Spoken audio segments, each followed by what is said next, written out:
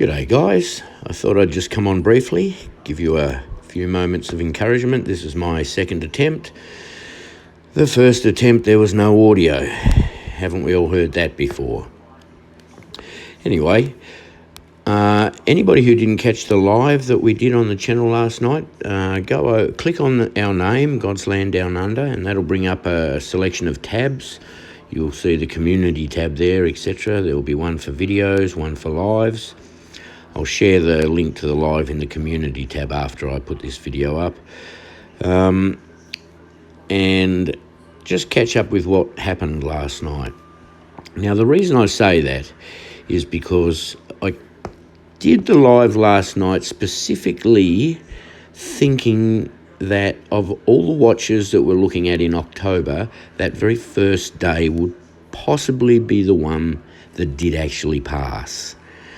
And therefore I did the live to just encourage people that there is so much more going on this month. Every day we see increases exponentially in what's happening around Israel. Russia's now being dragged in. It's so difficult to know what is true coming out of Israel and what isn't. You can watch two different channels and they'll have completely different views. One says Israel hardly got touched. The other one will say Israel basically got blown to pieces. So we've got a lot of deception coming up. But if you watch my live, I mentioned in there that I thought the most appropriate time for the rapture would be when God can turn the Jews to jealousy in the greatest way. Now, Mike RepoMan64, and I believe his research is correct. He's established they're celebrating firstly Feast of Trumpets on the wrong day. Therefore, that is not one of God's feasts. That becomes one of their feasts. If they're not doing it in accordance with how God instructed, it is no longer one of God's feasts. He's not going to turn his own feasts into mourning. So, whilst I believe biblically we are not celebrating Feast of Trumpets on the right day, I also believe we shouldn't be looking at the slither of the new moon.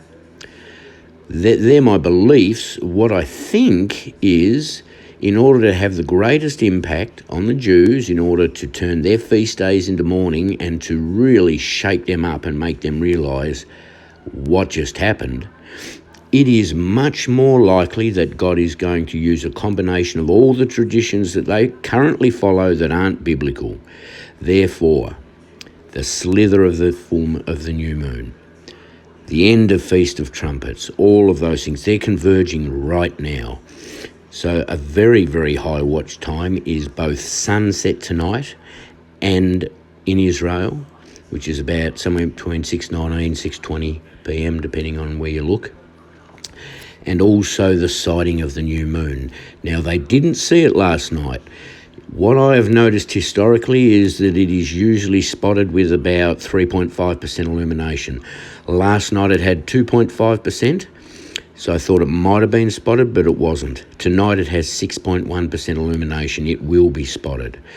Now, I think the Jews started Feast of Trumpets based on, kind of stellarium type calculations when they see that they're going to be able to see the moon, because the night before that it was zero illumination basically. But in reality, they are not going to see it until tonight, and they did not see it last night. So has the Feast of Trumpets, does it really finish? Has it really started? You know what I'm saying? This is where it's very hard for us to know the hour and the day, and I think that brings light to those verses in the Bible. We know we're in the season. We know this is going to happen any second, but there is so much confusion around how things are actually being operated. Are we doing it biblically? Clearly not. They're celebrating Feast of Trumpets on the wrong day. But what is God doing? I would say he is really going to use every single thing that the Jews changed to bring them to jealousy. Therefore, I would be watching very, very closely the sighting of the new moon tonight and sunset in Israel, either or. It could be the day after. I just don't know. We know we're nearly there. There is an exponential increase in the war that we see going on in Israel. We have had 2 solar flares now, a 7.7 and a 9.1. It's being reported that that's a 25% chance of grid down. That sunspot, the same one as 5 both X-class flares, is still facing Earth. If we get a third one, wow. I mean, we're getting close to Carrington event level there. All of this is converging right when we have the talk of the 33-foot asteroid that's been trapped by the moon or the Earth's gravity for 53 days. We have the Star of Jacob that everybody is talking about. Also, imagine if we are raptured and a massive big solar storm hits and lights the sky up with auroras. Wow, what a sign. Talk about as light flashes from is it east to west or west to east? Well, I can't remember. East to west, I think. Anyway, wouldn't that be a spectacular event? And all this talk of, stars going supernova. I mean, we are so stacked right now with stuff going on.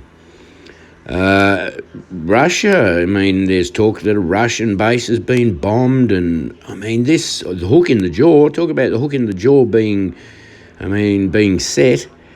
That fishing line with that hook on it's been thrown over the side of the boat, and the fish is about to bite it. Everything is in play. How it all goes down, we just don't know. When it starts, we can't be certain. What we do know is all the players are there now. And the way Israel and things like that are exponentially increasing the rate at which they're attacking and things like that. I mean, it could be any second. So, stay encouraged, guys. That's all I can say. Brother David's putting out a video later on tonight, I think. Maybe about 9 o'clock his time. It would be worth going to have a look at. I have been posting crazy on my community tab. Dr. Chris Zimmer put out a new one looking at October 5th. So just stay encouraged, guys. Go and have a look at the live. Understand what I said last night, that this is God's will. Any extension in time is a tarry, but it's also an opportunity for seed planting. And that's what we need to be focusing on right now, because we can see all of this coming into play any second. God bless everybody. Keep looking up. Remember, it is by the works of Jesus, not by anything that you've done. You need to be clothed in the righteousness of Jesus, and we've already been told that our righteousness is but filthy rags before the Lord.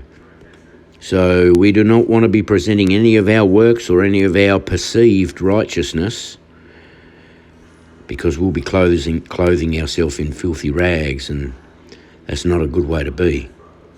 So it is all by the works of Jesus. He throws us the life rope. He pulls us into the boat.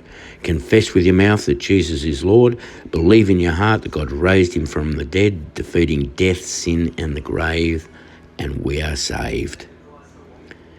Then let the Holy Spirit lead you into the good works that he wants you to do. But no, they do not give you any bragging rights. God bless.